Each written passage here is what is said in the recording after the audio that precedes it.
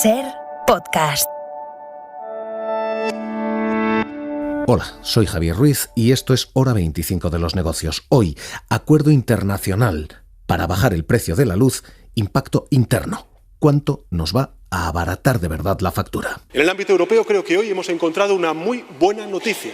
Un acuerdo político entre el Gobierno de España, el Gobierno de Portugal y también con la Comisión Europea para fijar un precio de referencia durante los próximos 12 meses al gas que produce electricidad. Esto va a ser bueno, señorías, para los consumidores, para las pequeñas y medianas empresas y también para la industria en nuestro país. Es el presidente del Gobierno hoy en el Senado anunciando el acuerdo político que se ha sellado en Bruselas. La Comisión Europea, España y Portugal sellan la llamada excepción ibérica, un mecanismo que ha de permitir abaratar la factura de la luz aquí, que ha de sacar el gas de la ecuación de cómo calculamos nuestro precio y que ahora mismo echa a rodar ya. Se ha presentado ese acuerdo en Bruselas. Griselda Pastor, ¿qué tal? Muy buenas noches. Hola, muy buenas noches. ¿Y en qué consiste? Bueno, pues ha sido una reunión más rápida de lo que se esperaba, prácticamente inesperada, con la vicepresidenta responsable de la competencia, porque era allí donde el acuerdo podía chirriar y que ha permitido, pues eso, que el gobierno español y el gobierno portugués le puedan poner un tope, tal como habían aceptado ya los jefes de gobierno, pero un tope importante y de manera muy rápida al gas, que es el que sirve, el precio del gas, para fijar el de la luz. Vamos a escuchar a la vicepresidenta Rivera. Iniciando el precio de referencia del gas en torno a 40 euros, llegando a un precio medio a lo largo de los 12 meses de 50 euros. Pensemos que hoy el precio del gas natural está alrededor de 90 euros el megavatio hora. Y 12 meses es más de lo que había previsto el Gobierno, que inicialmente pensaba en ponerle ese tope al gas hasta final de diciembre, pues va a ser durante todo un año. Este es el acuerdo que se ha cerrado, un acuerdo que implica que Francia podrá comprar la electricidad a España al mismo precio que en España se venda. Y esto sí que es un pequeño matiz, porque inicialmente el Gobierno, el español y el portugués, habían previsto impedir las exportaciones. Griselda Pastor, gracias, un abrazo. Hasta ahora. Este es el compromiso político que se cierra hoy.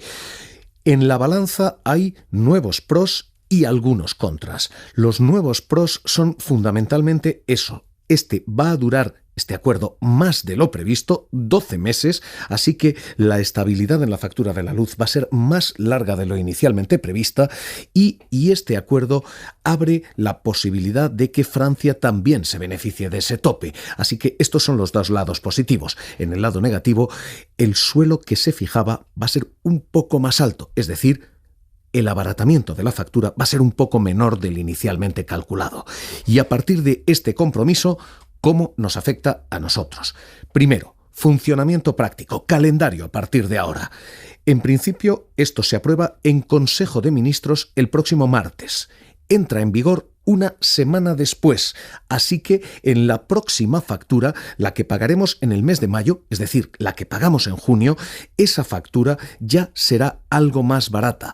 Hoy la vicepresidenta Rivera decía, esto es un mecanismo solo temporal. Se trata de un instrumento temporal, tal como pide la Comisión, con una duración prevista. Esto es algo que hemos propuesto y que nos ha respaldado la Comisión, de 12 meses. Pero que en principio nos va a sostener 12 meses de precios bajos. Así que, primera clave, esto, con un mecanismo de escalera.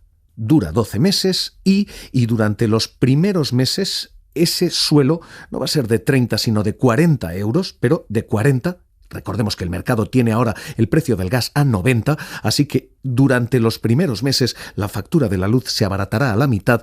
Después ese suelo sube a 50 euros. Insisto, seguimos a 90, así que se abaratará quizás no a la mitad, pero todavía estaremos en sensiblemente precios muy por debajo de donde estamos hoy.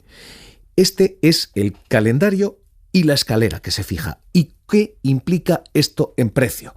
De momento, esto va a afectar al 40% de los usuarios, quienes están en mercado regulado. Y este es el acuerdo político que pone en valor el Gobierno. Se va a proteger, se dice, a los más vulnerables. Es un acuerdo que está pensado fundamentalmente para reforzar la protección de los consumidores que cuentan con un nivel de exposición más alto a la evolución del mercado mayorista de la electricidad, disociando de la formación de precios el precio del gas natural. Así que ahora mismo, más tiempo, más suelo y más barata la factura de la luz. Estos son los tres aspectos, las tres claves que resumen el acuerdo político. Y a partir de aquí se terminan las buenas noticias y empiezan las dudas legales, porque hay al menos tres.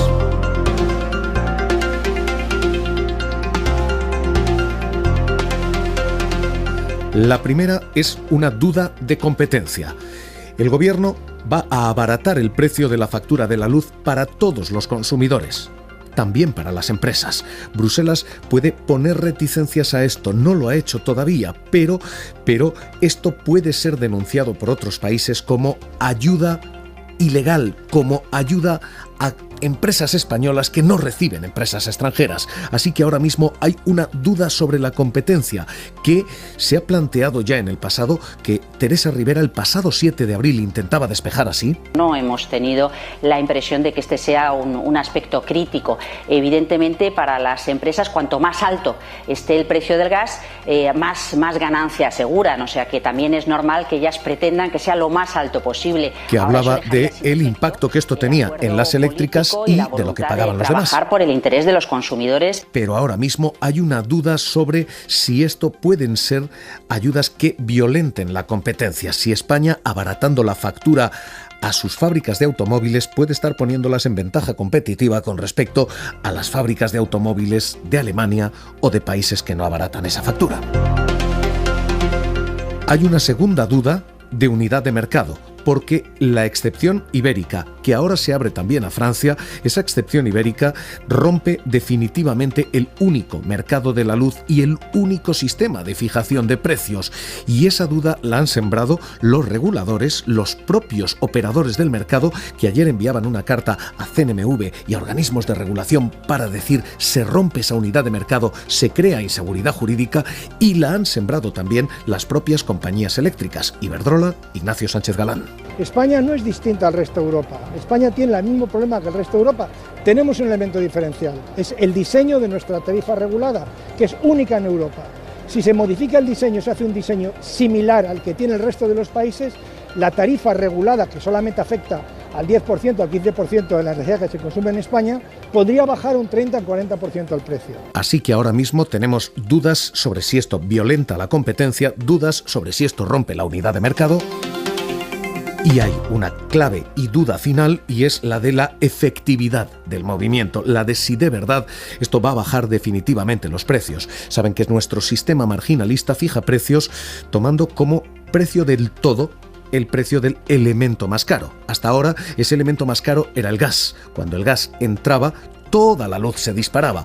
Esto en principio debiera abaratar la factura, salvo que otros componentes empiecen a subir, salvo que se pierda el control sobre el sistema.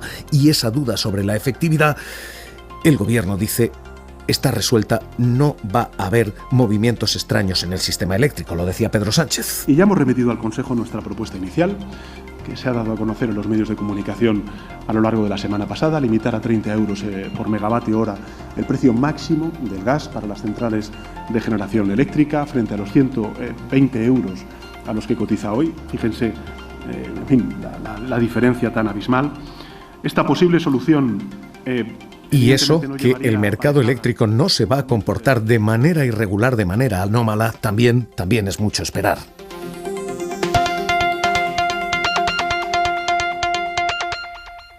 Jorge Morales de Labra, ¿qué tal? Muy buenas noches. Buenas noches. Vamos a ir primero de lo más pequeño a lo más grande. ¿Nos va a abaratar la factura de la luz sí o sí esto? ¿Cuánto?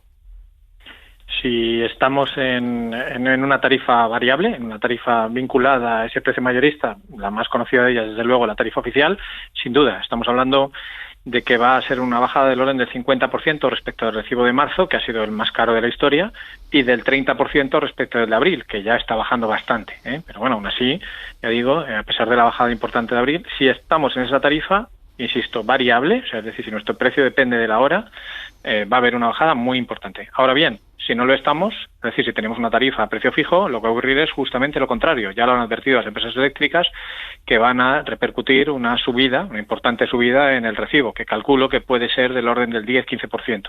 ¿Por qué? ¿Por qué esto? Bueno, porque lo que hay ahora es, básicamente lo que se va a hacer es que a las centrales de gas, a las de carbón, pero principalmente a las de gas, prácticamente no hay carbón ya en España, se les va a seguir pagando el precio caro, el precio alto. Y entonces ese diferencial entre el precio que se le va a pagar a esas centrales caras y el precio que va a salir en España, que esperamos que sea notablemente inferior, se va a repartir entre todos los consumidores. De modo que los que ahora están pagando en todas las horas el precio caro, como ahora solo van a pagar el gas al precio caro, les va a salir mejor. Pero aquellos que estaban teniendo energía, digamos, relativamente barata, llamémoslo así, ¿no? En el fondo lo que había ahí es un beneficio caído del cielo del libro, ¿no? Uh-huh. Por parte de la compañía eléctrica. Pero pongamos una compañía eléctrica que se había hecho un contrato a precio fijo tirando de una central nuclear o una central hidroeléctrica que es mucho más barata, ¿vale? Pues lo que ocurre es que ahora tiene que pagar también ese diferencial al gas por seguir siendo caro. Por tanto, se incrementa el coste de la compañía y como la compañía no quiere perderlo de su margen, lo que va a hacer es incrementar el precio final, claro. Esto, precio, calendario. Hoy vemos que el abaratamiento va a ser ligeramente menor de lo inicialmente planteado. Se había dicho 30 euros de suelo, van a ser 40 o 50, pero en cualquier caso eso es precio.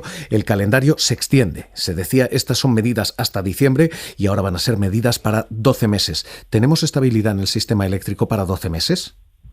Bueno, yo diría que lo que tenemos es un seguro. Un seguro de que ya pase lo que pase con el gas, porque no está ni mucho menos disipada la situación del gas a nivel internacional. Recuerdo que es verdad que ahora estamos en niveles ya de 90 euros y nos parece que respiramos tranquilamente.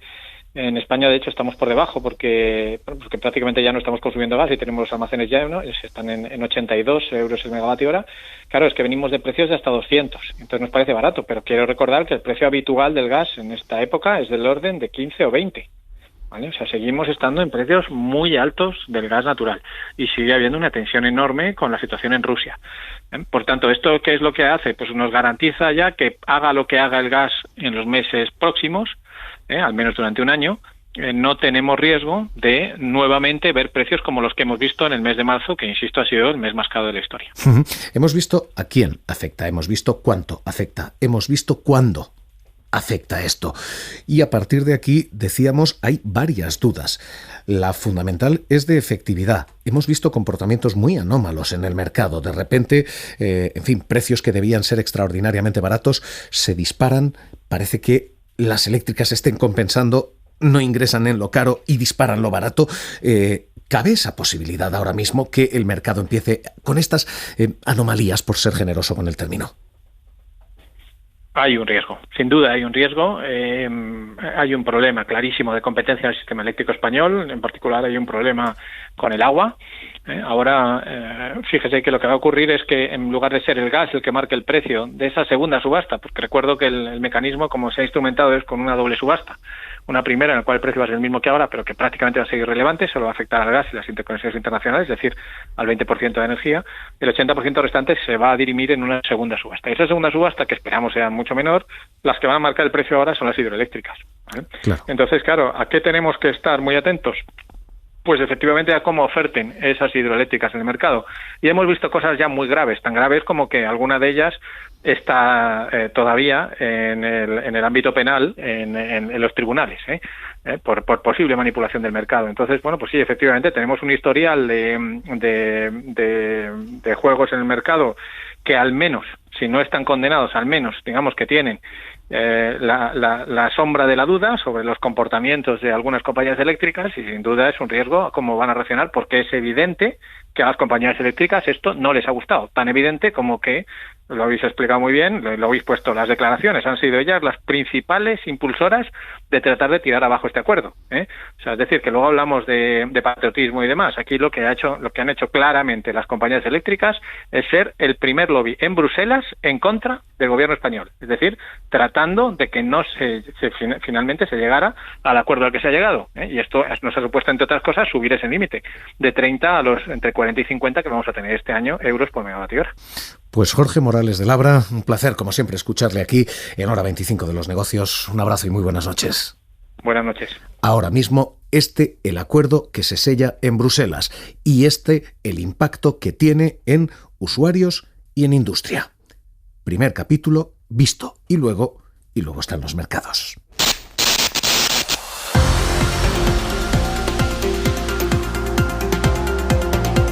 Suscríbete a Hora 25 de los negocios. Todos los episodios y contenidos adicionales en la app de Cadena SER y en nuestros canales de Apple Podcast, Spotify, iVoox, Google Podcast y YouTube.